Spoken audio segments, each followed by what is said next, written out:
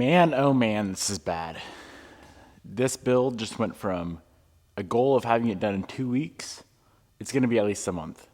We have just unearthed a lot of stuff on this car that I am, not happy with. Welcome to episode 3 of rebuilding a final edition Evo 10. Check this out. It's time I show you guys the truth about this car and how bad it actually is. This is bad. I've known about this for a day now, and I wasn't sure of the best way to show you guys, but I guess the best way is to just show you guys. So as you know, we're rebuilding this 2015. It's a final edition Evo 10. Initially, I thought it was just hit right up here. Some damage here, a little bit of damage up here. Was expecting about a 2-week turnaround. And then my buddy Val was over. We were checking this thing out. What he initially noticed was some repairs on this pillar right here. I think it's right up in here. It looks like it was welded in. So then we started digging even deeper and deeper and deeper. The deeper we went, the worse it gets. We pulled off the seal right here. And as soon as you get right down here, not OEM whatsoever. All this has been messed with. What I'm saying is this car was previously hit and previously worked on, previously repaired. Unfortunately, they did not do a good repair job, a safe repair job whatsoever. The car was hit somewhere in this region. Repair all down here, not good. Repair on the back side, back through here, not good whatsoever. And this is where it gets really bad. We started scraping off what we thought was seam sealer, actually ended up being house caulking. These gaps right here, they just completely filled all these gaps with house caulking. Yeah, this is bad. I actually need to go ahead and get the motor and trans out of the car today. And we plan on starting the structural stuff tomorrow. But we had really a couple different options. Option 1, don't worry about it.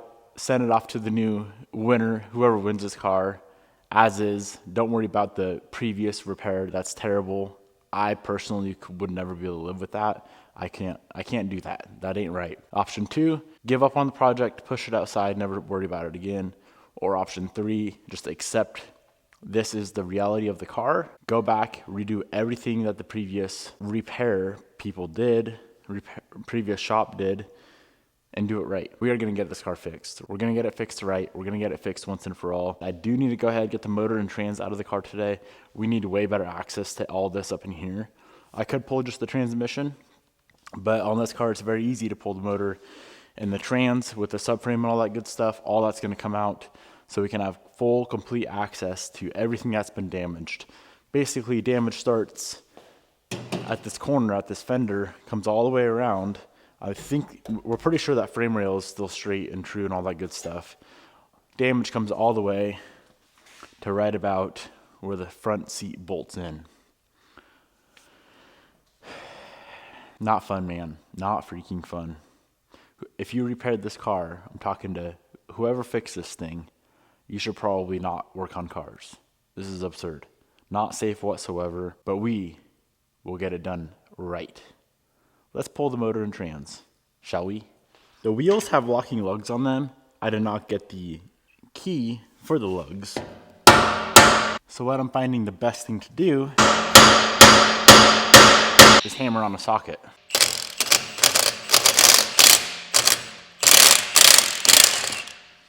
Also, a little tip, if you're gonna run wheel spacers like this car has, make sure you get extended studs.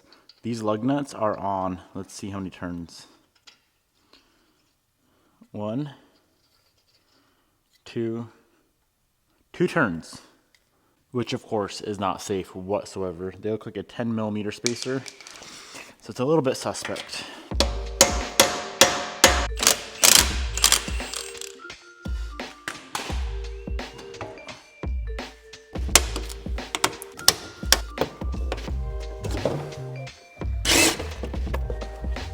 Up first, we're going to go ahead and remove the whole knuckle assembly with the caliper and brake rotor.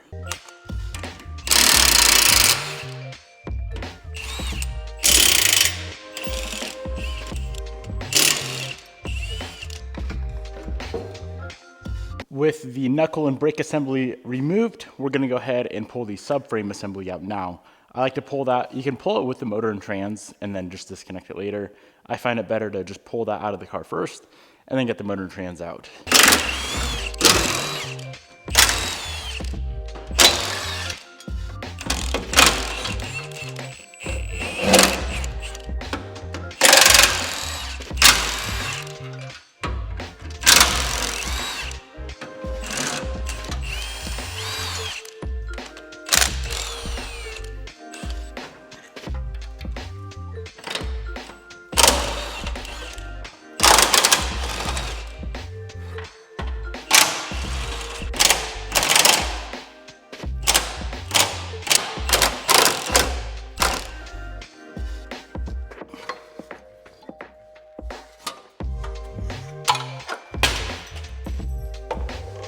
Just got the subframe removed.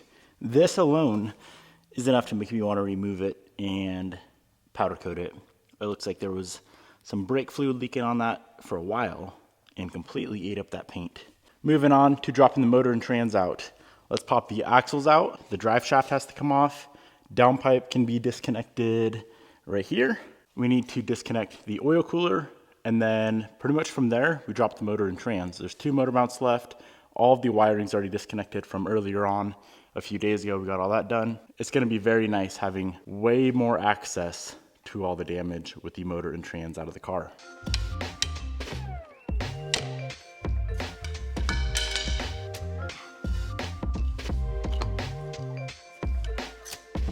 I wasn't planning on pulling all the fluids, but we may as well.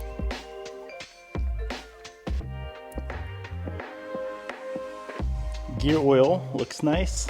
You know, one thing I really wish we would have got around to doing before we pulled the motor and trans is getting it fired up. But with how much wiring that was destroyed, we would have had to put a new harness in it and then attempt to start it up. So obviously the car was running when it was wrecked. There's no way it wasn't. Engine oil is still full. I don't see why it would not run. Let's hope it runs. Let's actually drain the engine oil and see how clean it is. It's definitely black, but I don't see anything odd. Nothing odd. That's good.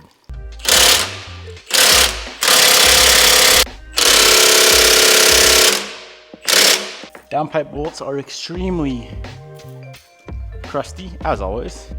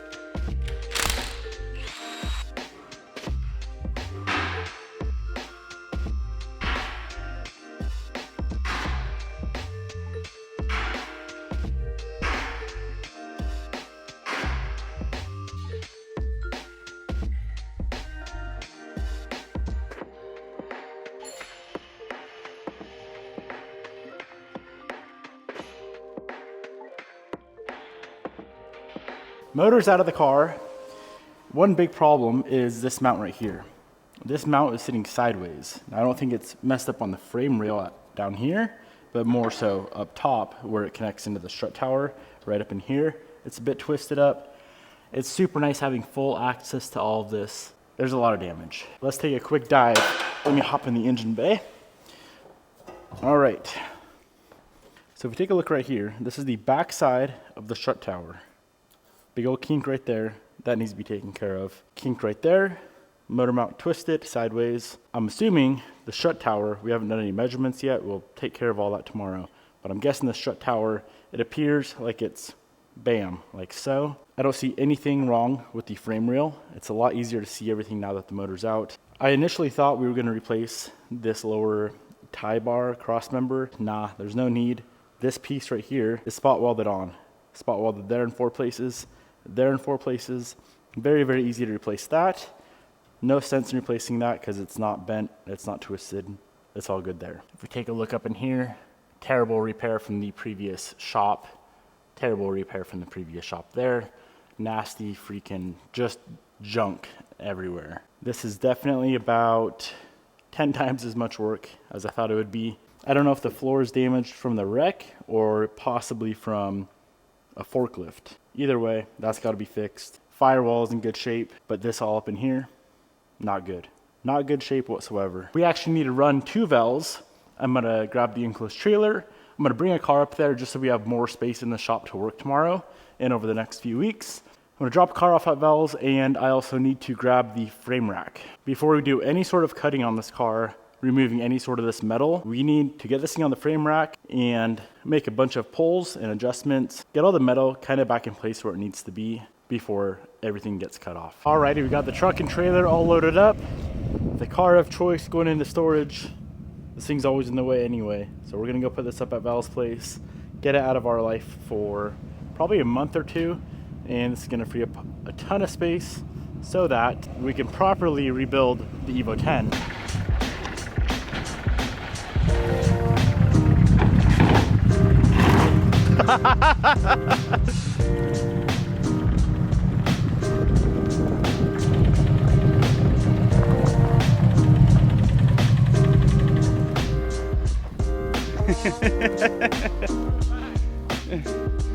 Oh, we can push it, put it in neutral. What a sweet car, huh? Yep.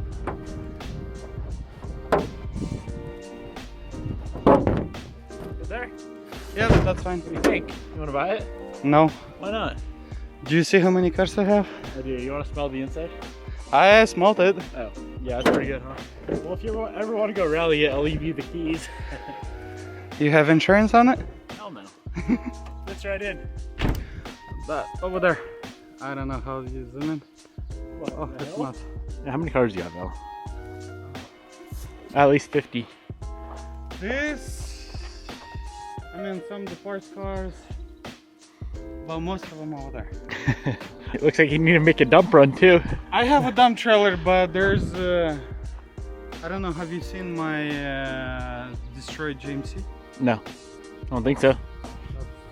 Oh, on the YouTube, yeah. Yeah, I've seen it. This is all the parts from it. That's the cap from it. This is a nice trailer. Yep, so I need to pull out the seat airbags out of it Yeah. before I can dump it. That's why Dang. I have so much garbage here that I wanted to get rid of, and I can't. Yeah. Because I need to get to that, but before I get to that, I need to deal with the Yukon that I'm selling. So this here is what we need to fix the Evo. These guys here pinch onto the pinch welds. They clamp on there, and then you do all your framework. Quite handy. Fun fact, the wheels on this Evo, these are mild wheels from like 10 years ago. Looks like he had a little bit too much fun with those tires, but I powder coated these things like 10 years ago, ran them on a STI for a little bit, and then bell bottom. The white on white, that is quite neat.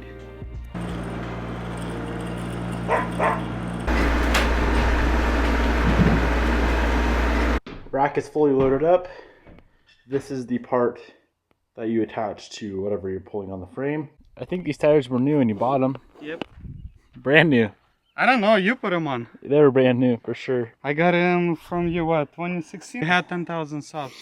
That's crazy.